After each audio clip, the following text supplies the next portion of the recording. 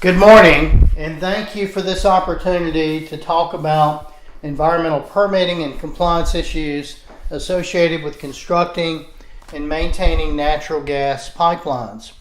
One of the most enjoyable parts of my career has been the challenge of planning, permitting, and managing cross-country pipelines. I have been responsible really for most every aspect of pipeline projects, including designing the pipelines, route selection, coordinating surveying crews, the land acquisition aspects, the supply chain, which can be very complicated, developing construction contracts and awarding the bids to contractors, dealing with landowner issues, river crossings, coordinating inspections, hydrostatic testing, and then actually starting up the pipelines once the project has been completed. And really, all of these facets are very interconnected in many ways. In this presentation, as you see some photographs of very large pipeline projects, you might be tempted to think that these issues really don't apply to small distribution companies. However, environmental compliance issues can present big problems for both large and small projects alike.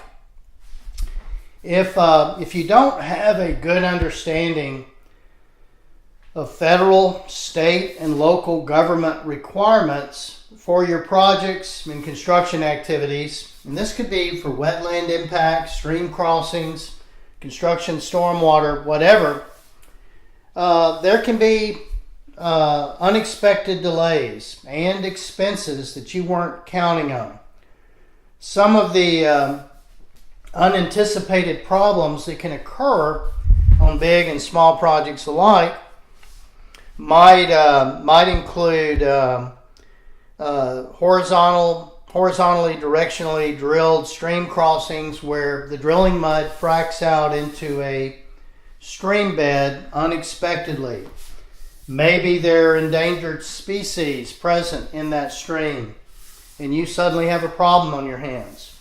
Perhaps you discover a listed, threatened, or endangered species somewhere along the pipeline right-of-way, or even just in an area where you're doing maintenance activities and you didn't know those species were present. Maybe you discover archaeological issues along a route that you didn't know were there when you first started the project. Perhaps there are hazardous contaminants in the right-of-way, or even human remains that you're surprised to find and you don't know what to do about. Other problems can occur like a fuel, an oil, or a chemical spill along the right-of-way during your project. Other issues that can be very challenging in a project include hydrostatic testing, sourcing the fill water, discharging the hydrostatic testing water after the test has been complete. Other problems include the characterization and disposal of pigging waste, if you pig a line. And then if you're performing maintenance on an older gas line, you may have to deal with old pipe wrap that contains asbestos and sometimes PCBs that need to be handled in a special manner. And then on a pipeline project, you may have issues dealing with how do we get rid of vegetation, brush, trees that we have removed. Can we burn that, or where do we send that material? How do we get rid of it? So how do you make sure that you stay in compliance with all of these requirements? And how do you minimize environmental risk and make sure nothing falls through the cracks? An environmental management system is the answer. The first step to an environmental management system is, one, to identify the potential impacts from your work and what are the associated requirements that we need to deal with. What do we have to comply with? Next, you simply develop compliance procedures and contingency plans for all of those requirements and risk. And then you must train your employees. Your employees need to know what to look for and what to do when they find certain situations. Your management system could be as simple as a collection of checklists and procedures for a pipeline project, or maybe a small gas distribution utility. One of the most important components of your management system should be a systematic review of your projects to identify potential environmental permitting, compliance, and risk issues. Here are some of the questions that a systematic review process ought to ask for your construction and maintenance activities. First, how many acres of land will the project disturb? Land disturbance can include the area that you trench, the spoil pile from the excavated trench. It can include access roads. It can include material storage areas, the land that heavy equipment operates on, temporary workspace. It can include a lot more than just the excavated trench. And in light of the land that you disturb, you need to determine what federal, state, and local construction stormwater permits will be required. And then with those permits, you're probably going to have to determine what sort of sediment and erosion control best management practices will be needed for the project, depending on soil types, rainfall expectations, and things like that. Next, if it's a new pipeline, how will it be tested? Some lines are tested with nitrogen or air. Others, because of their size and pressure, need to be tested hydrostatically. If they're hydrostatically tested, where will your fill water come from, and where will you discharge that water? What sort of permits and approvals do you need to have to fill the line with water and to discharge the test water after the test? You also need to know whether there are any potential threatened or endangered species that your project might affect, and whether or not there are any migratory bird issues that need to be considered. What is the proposed schedule for your project? You may need to adjust that schedule depending on listed species issues. Some species, if they're present, you may be limited to a very narrow window of time annually when you can actually perform the construction project. You may need to schedule a project during a narrow window of time when water flows are relatively low for certain trenched stream crossings, wetland installations. So some of these issues can affect when you can actually perform construction. You sure don't want to find that out after you've awarded the bid, the contractor is ready to begin, and then all of a sudden you say, time out, we really can't start for another 6 months here. you may have a problem on your hands in that situation. So follow the Boy Scout motto, be prepared. Next, you need to know what stream and wetland crossings will take place.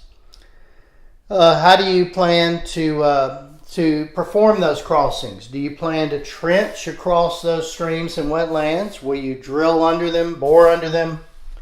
What sort of delineations need to take place for permitting, to determine the extent of wetlands, to determine whether or not you have wetlands in certain areas, to determine the extent of waters of the United States and how many feet of impact will occur in each of those jurisdictional areas.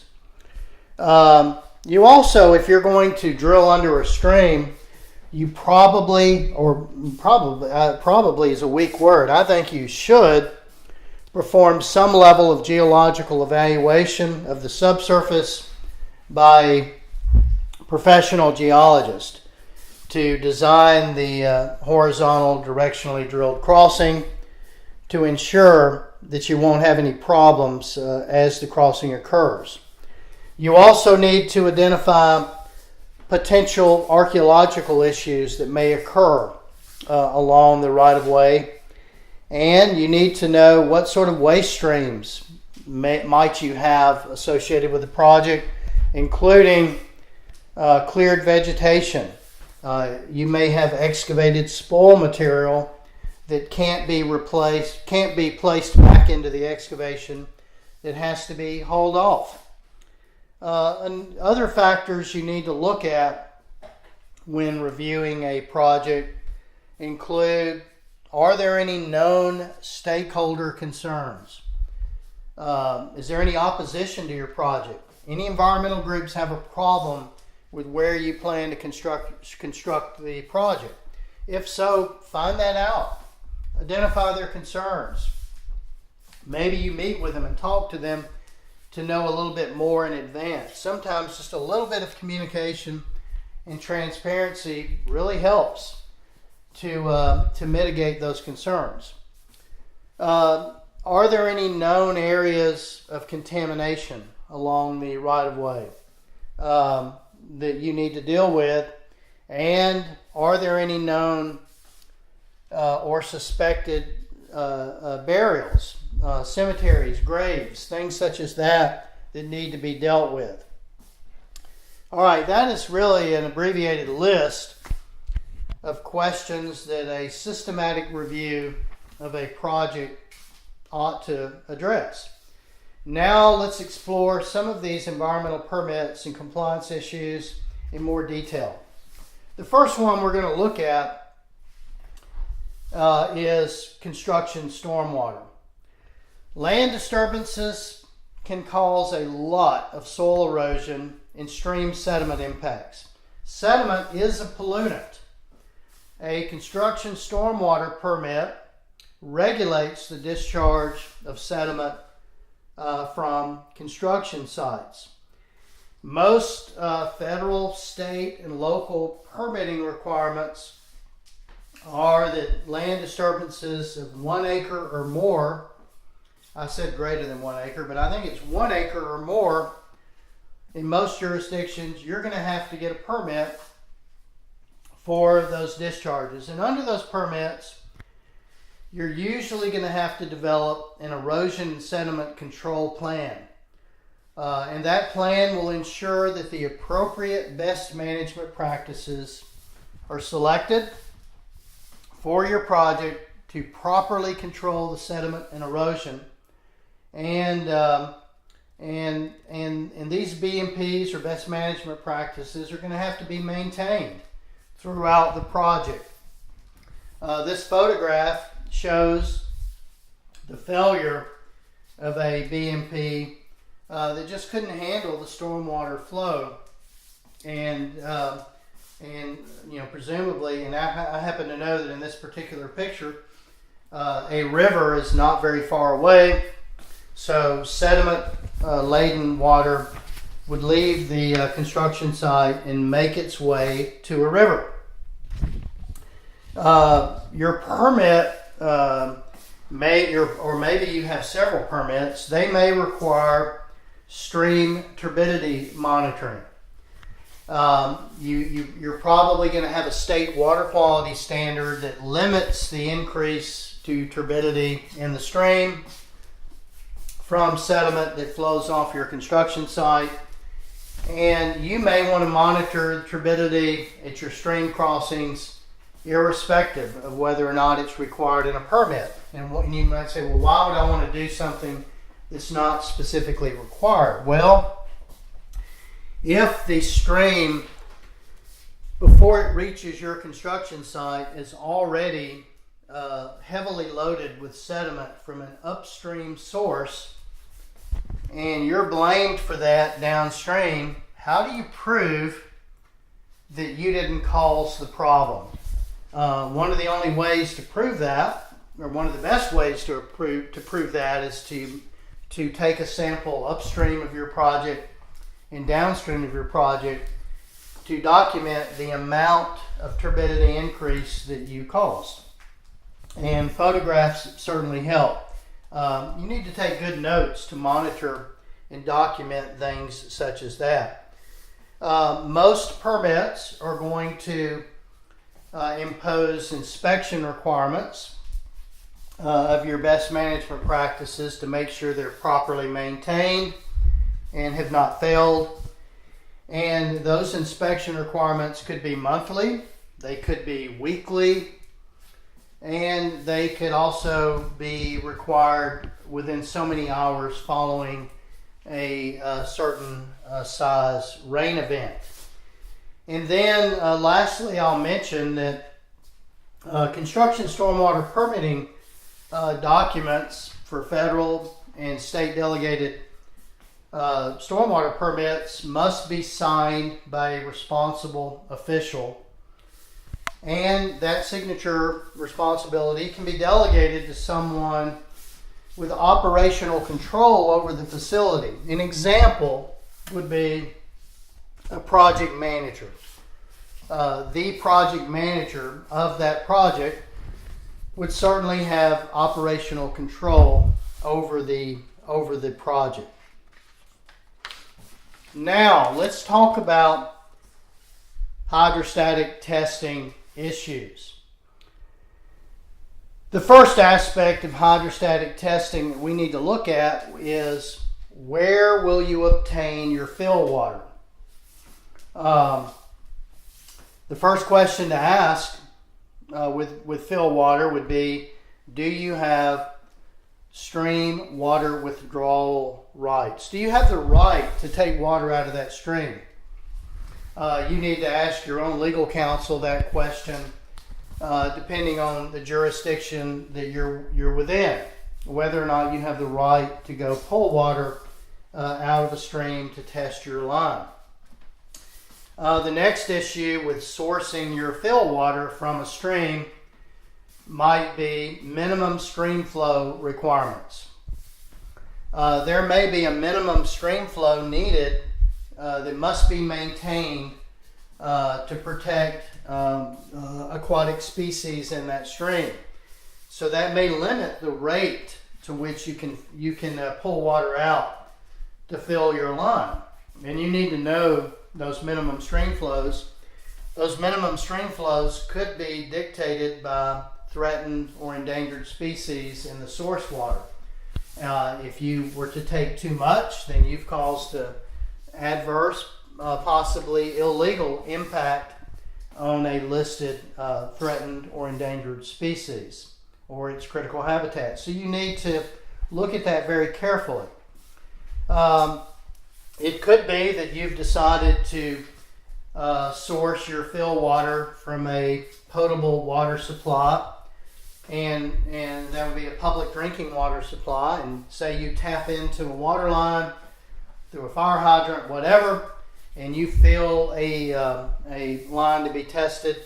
Well, the chlorine content of that treated water can sometimes present other requirements when you discharge the test water in some jurisdictions. So you may then be required to monitor for chlorine. There may be other requirements. So keep that in mind as well.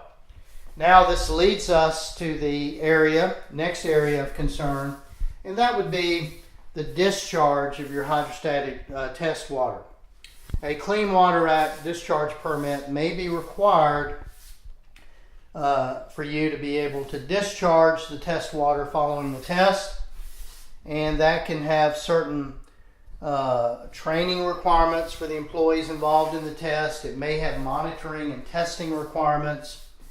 And you also need to be aware of any threatened or an endangered species in the receiving waters where that hydrostatic test will occur. Now, let's look at environmental issues associated with stream crossings. There are really two basic methods to cross a stream. You can trench across a stream, or you can bore under a stream, drill under the stream.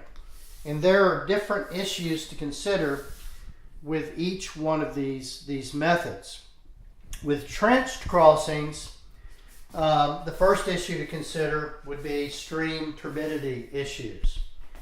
If you're trenching across a stream with any significant flow, then the sediment you disturb is probably going to cause downstream turbidity problems. You're probably going to increase their turbidity to a level where you exceed state water quality standards for stream turbidity. So you really need to look at this very carefully if you're going to have to do a trenched crossing. Maybe you only do that if the water flow is very low, or the stream it's a very dry period, and you can do the work in isolated sections. You also need to know whether there are any listed threatened or endangered species in the trenched crossing stream. But all that needs to be considered very carefully before you do it. Next, let's talk about horizontal directionally drilled, or HDD, crossings. HDD, horizontal directionally drilled stream crossings, can become a nightmare if you do not do your homework to understand the subsurface geology first. You should really never design all of your drilled crossings at an arbitrary depth below the stream. You know, where you say all of our crossings are going to be 10 feet or 20 feet or 30 feet, whatever number you pick, randomly pick. That's really, to me, like driving a car with your eyes closed. If you're drilling through solid rock, you know, a relatively shallow depth might be okay. But if you're drilling through gravel or unconsolidated alluvial fill, you could lose drilling mud circulation, or the drilling mud could frack out into the stream bed, causing water quality violations, and it could potentially adversely affect listed environmental species, listed endangered species. So, geological subsurface evaluations by a professional geologist, possibly with core samples, may be required to identify the best drill path for an HDD crossing. And then, if you are performing a horizontal directionally drilled crossing, you ought to have a contingency plan for drilling mud frack outs, which are also called inadvertent returns. That certainly sounds better than in today's world, where the word frack has all sorts of very negative public connotations. But if you're going to be drilling across under a river, under a stream, through one of these methods with drilling muds, you ought to have a contingency plan in place for what are you going to do, who are you going to call, how are you going to clean it up, are there any species present. You need to know all of that in advance. And finally, if you're if your geologist determines that there really aren't any good areas beneath, good zones, subsurface geological zones for this drilled crossings, there are ways to alter the drilling mud characteristics to deal with unconsolidated material that you might be drilling through. Now, let's look at the types of permits that may be needed for construction or maintenance activities within streams or wetlands. The first type of permit that you need to look at is whether or not a state permit is required to cross a state-owned water bottom. That will depend on the state law where your project is, but if you're crossing a state-owned water bottom, you may need to get a permit from the state to do that. Next, construction and maintenance activities within waters of the United States are regulated under the Clean Water Act and the Rivers and Harbors Act of 1899. The Corps of Engineers regulates the more significant impacts to waters of the United States using individual permits. Now, you need to know that individual permits can take a lot of time. They can be very time consuming. However, the smaller, more common, less impacting activities can very often be authorized under a set of blanket permits. There are 54 of them, called the nationwide permits. And each of these nationwide permits, each of these 54 different nationwide permits, can have unique limits and unique pre-construction notification requirements that you need to be aware of. If a pre-construction notification is required, there's going to be certain information, certain assessments, certain studies that you're going to have to provide to the U.S. Army Corps of Engineers before your construction begins. And in some cases, you're going to have to wait on a response from the Corps to your PCN. Now, the nationwide permits themselves apply nationwide. I guess that's why they're called the nationwide permits. But there can also be regional conditions that you need to be aware of. Different districts of the Corps of Engineers, depending on where you are in the country, can impose regional conditions. They can limit the use of the nationwide permits and add other requirements that you need to be aware of depending on where your project is. Then on top of the regional conditions, there can be state-specific conditions. Each state issues, it's called a state water quality certification for the nationwide permits. And under those state water quality certifications, each state can impose other requirements and even limit the use of nationwide permits. So you need to carefully explore and understand all of the nationwide permit requirements, the regional conditions that may apply to your project, and any state water quality certification requirements that apply to your construction and maintenance activities. Now let's look at a few of the nationwide permits that relate to natural gas activities. We're going to look at these in more detail, and we're going to start with nationwide permit number 3. Nationwide permit number 3 authorizes maintenance activities within waters of the United States to repair, replace, or rehabilitate previously authorized structures. This nationwide permit authorizes the removal of accumulated sediment and debris within and in the immediate vicinity of the structure or field.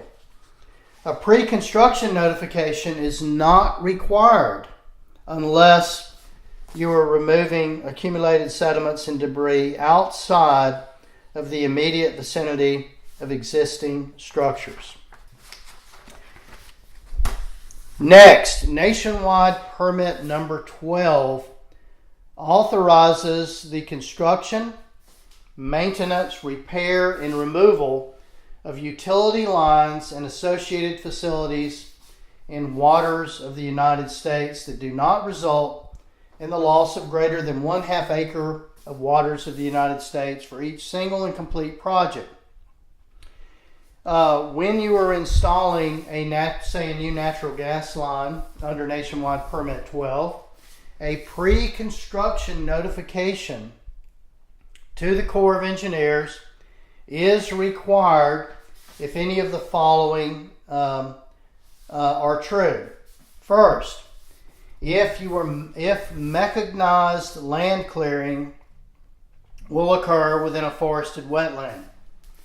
If mechanized land clearing will occur within forested wetland. An example of mechanized land clearing would be you're taking a bulldozer blade and you're ripping up the trees, roots and all, in a wetland.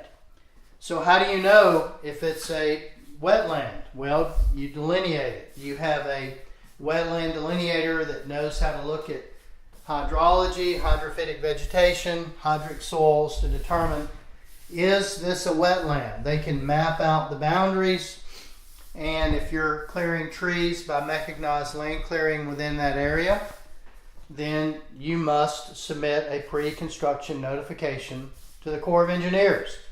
Next, if the utility line, the pipeline that you're installing within a water of the United States exceeds 500 feet in length in that jurisdictional area, then you have to submit a pre-construction notification. So the jurisdictional area, the water of the United States, is not just a stream, but wetlands are also waters of the United States. So you need to perform delineations again to know what is the jurisdictional area, and will I be laying a line in that jurisdictional area that exceeds 500 feet in length. Then next, if you're installing a pipeline in a natural gas line in a jurisdictional area, and it runs parallel to a stream bed in that same jurisdictional area, then you have to submit a pre-construction notification. Now that one sounds a little complicated, and it is. So let me try to simplify it and tell you why it's there. If you're in a wetland and there is a stream meandering through that wetland, that whole wetland is a water of the United States. It's a jurisdictional area. And if you're laying a line in that jurisdictional area and it's paralleling the stream, then you need to submit a pre-construction notification. And the reason it's in there is because sewer lines typically are installed to allow gravity flow, and they'll very often follow the same path as the stream along the stream through jurisdictional areas. There are some other triggers for pre-construction notifications under Nationwide Permit 12, and I'm not going to go through those. You could go read them. They deal with access roads over a certain length and whether or not you will use impervious materials.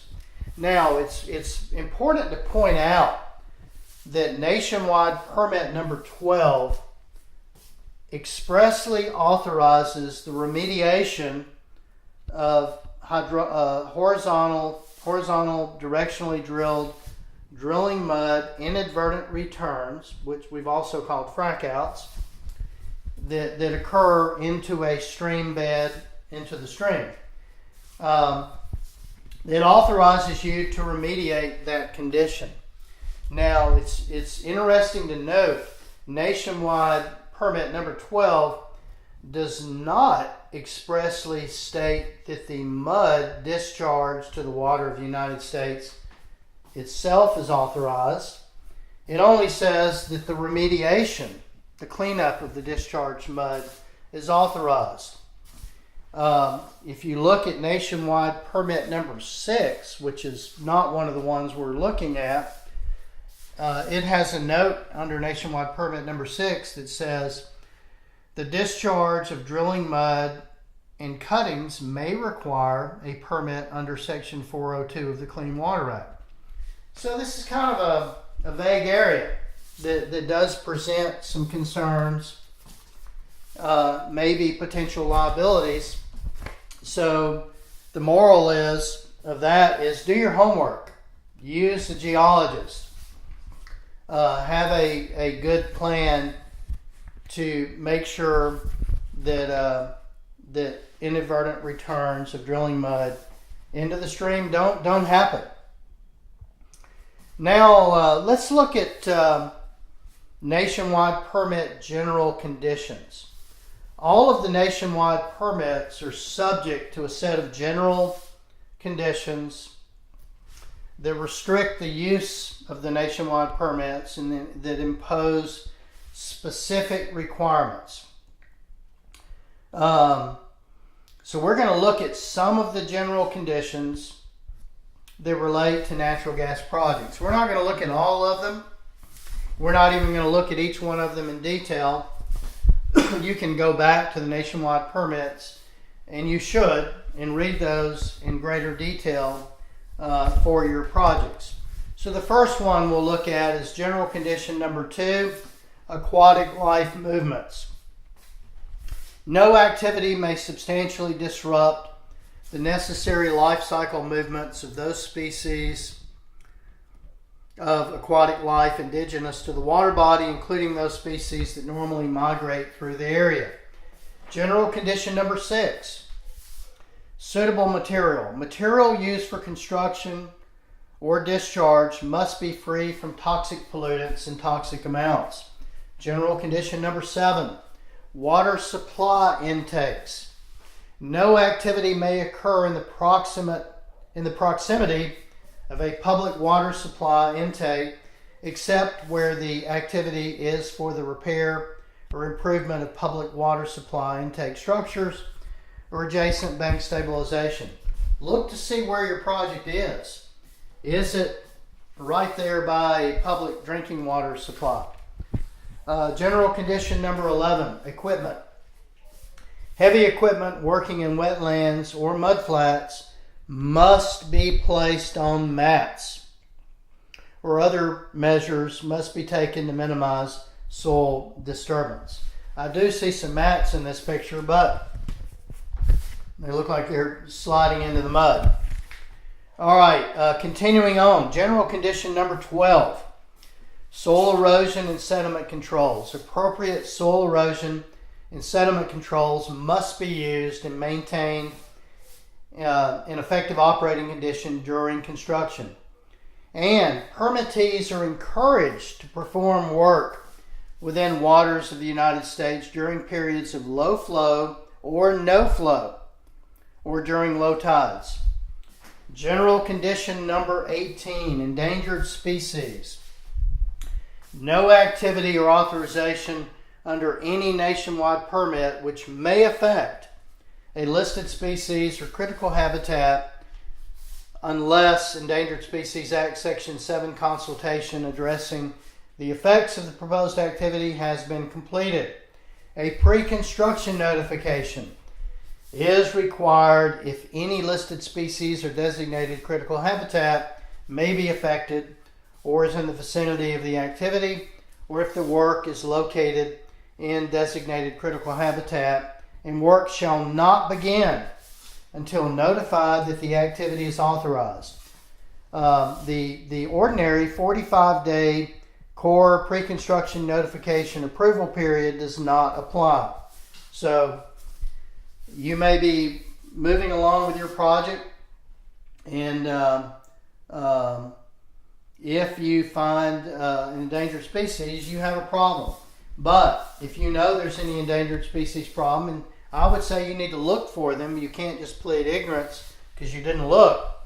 you need to submit a pre-construction notification if there are endangered species issues present, and you need to wait until the Corps tells you it's okay to proceed. General condition number 19, migratory birds and bald eagles. The permittee is responsible for ensuring their action complies with the Migratory Bird Treaty Act and Bald and Golden Eagle Protection Act. The permittee is responsible for contacting appropriate local offices of the U.S. Fish and Wildlife Service to determine applicable measures to reduce impacts to migratory birds or eagles, including whether incidental take permits are necessary and available under the Migratory Bird Treaty Act or Bald and Golden Eagle Protection Act for a particular activity. It's worth noting that there are over 800 species of birds protected under these acts. General condition number 20, historic properties. A pre-construction notification is required if the activity might have the potential to cause effects to any historic properties listed on, determined to be eligible for listing on, or potentially eligible for listing on the National Register of Historic Places, including previously identified properties. The Corps will notify the prospective permittee within 45 days of receipt of a completed pre-construction notification whether National Historic Preservation Act Section 106 consultation is required. If Section 106 consultation is required, the applicant cannot begin the activity until Section 106 consultation is completed. The 45-day Corps pre-construction approval period does not apply. That means you've got to wait until the Corps tells you it's okay. And this can take a long time when you're dealing with potential historic properties. Now, general condition number 21. Discovery of previously unknown remains and artifacts. If you discover any previously unknown historic, cultural, or archaeological remains and artifacts while accomplishing the nationwide permit authorized activity, you must immediately notify the Corps of what you have found and to the maximum extent practicable, avoid construction activities that may affect the remains and artifacts until the required coordination has been completed. Now, what sort of things might you find? It could be arrowheads, it could be pottery shards, lithic, one of the technical words, an aboriginal lithic scatter. There's all sorts of things that are considered archaeological remains and artifacts. The Corps will initiate the federal, tribal, and state coordination required to determine if the items or remains warrant a recovery effort or if the site is eligible for listing in the National Register of Historic Places. These sorts of things are a big deal. They can delay a project for a very long time. And it's better to find out whether these things are present in advance than to suddenly discover them during the project. So perform an archaeological assessment in advance, and you've minimized that risk. General condition number 23, mitigation. With certain exceptions, compensatory mitigation at a minimum of 1-for-1 ratio will be required for all wetland losses that exceed 1/10 of an acre and also require pre-construction notification. Compensatory mitigation may also be required for stream losses. Compensatory mitigation is very often performed by purchasing mitigation credits at an approved wetland mitigation bank. General condition number 32. This is the general condition that describes what must be included in a pre-construction notification. It says that the Corps must determine whether a pre-construction notification is complete within 30 days of your submittal. The activity cannot begin until the Corps provides approval in writing or 45 days have passed following the submittal of a completed pre-construction notification. As we've already pointed out in some of the issues discussed in earlier slides, the 45-day limit does not apply to pre-construction notifications associated with general condition number 18 for endangered species or general condition number 20 for historic properties. Now, there are a number of things that you must include in a pre-construction notification. And those are wetland delineations, stream delineations. You can ask the Corps to delineate for you, but that can be a significant delay. Mitigation plans, if greater than 1/10 of an acre of wetland loss will occur. You need to describe any listed species or critical habitats, any potential effects to historic properties listed or potentially eligible for National Register of Historic Place listing. And there are all sorts of other PCN requirements that are described in more detail within the nationwide permits that you can and should go look at. Now let's look at the Federal Endangered Species Act in just a little bit more detail. What do you need to know to comply with the Endangered Species Act? First, an endangered species is defined as any species which is in danger of extinction throughout all or a significant portion of its range. A threatened species is defined as any species which is likely to become an endangered species within the immediate future throughout all or a significant portion of its range. Critical habitat is defined as and this is a shortened definition, is the specific geographical area or areas that are essential to the conservation of the species. Now, where do these definitions come into play? Under Section 7 of the Endangered Species Act, any federal agency action like issuing a permit for a natural gas project, maybe under the nationwide permits, that might affect a listed species or its critical habitat must first consult with the U.S. Fish and Wildlife Service or the National Marine Fisheries Service when you're dealing with marine species before the permit can be issued. And that requirement is built in to the nationwide permit general conditions. Under Section 9 of the Endangered Species Act, takings of an endangered or threatened or an endangered species are prohibited. Takings include to harm, harass, or destroy critical habitat. Takings can be enforced under the takings prohibition can be enforced under the Endangered Species Act with criminal and civil penalties.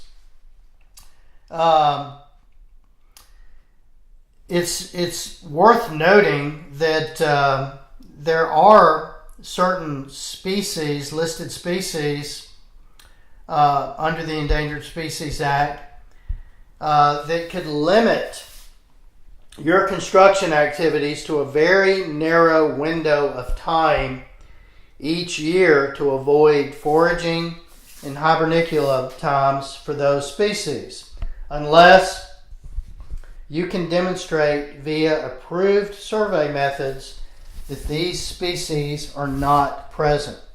You need to really thoroughly evaluate these sorts of issues to prevent problematic delays to your project. Next, spills and releases. It's very important to have an inventory of any hazardous substances, fuel, and oil that may be stored or used on your project site.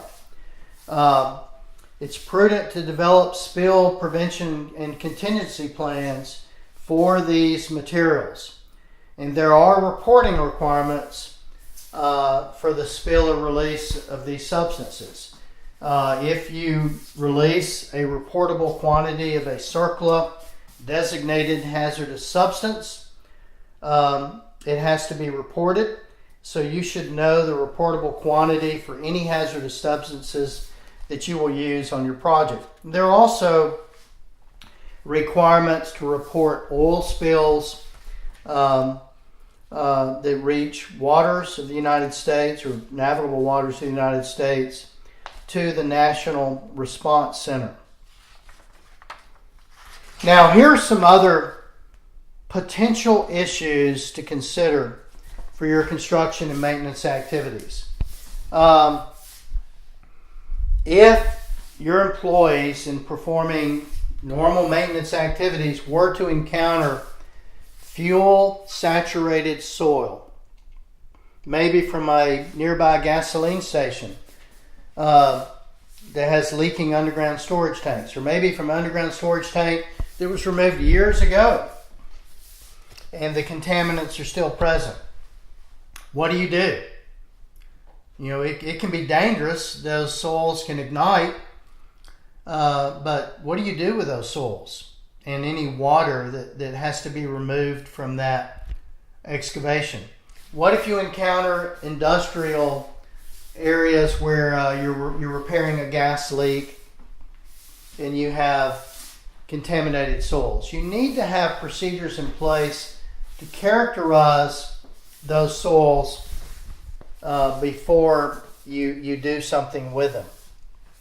And we're not going to go into that in more detail, but I mainly want to alert you to that can be a problem for maintenance sites, maintenance projects, and for new installations as well.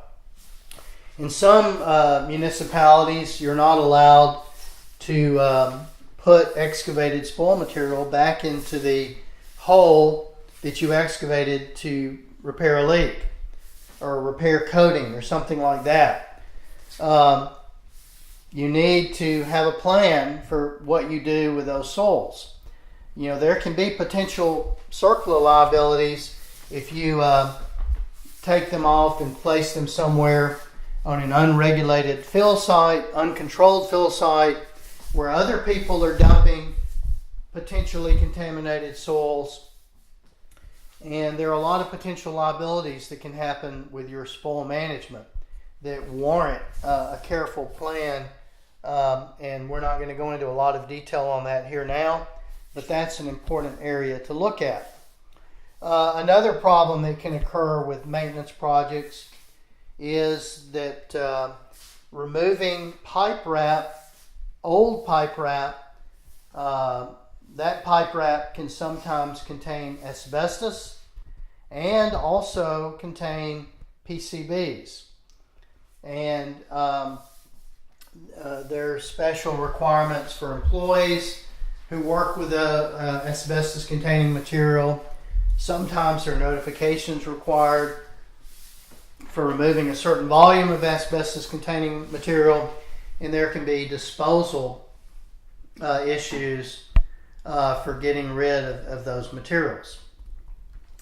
Next, we've already mentioned archaeological artifacts and graves under the nationwide permits, but what if you're not in a water of the United States?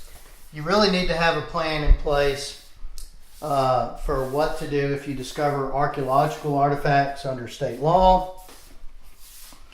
And state law may govern human burials. If you suddenly find you're working near a cemetery grave markers.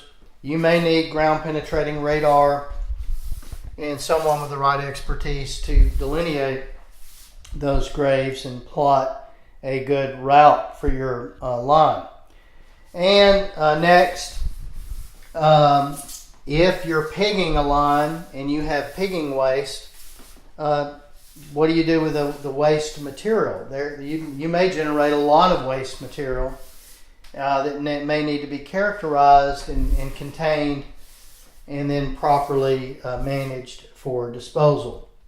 So now in conclusion, I think that Benjamin Franklin provides great words of wisdom for natural gas construction and maintenance projects.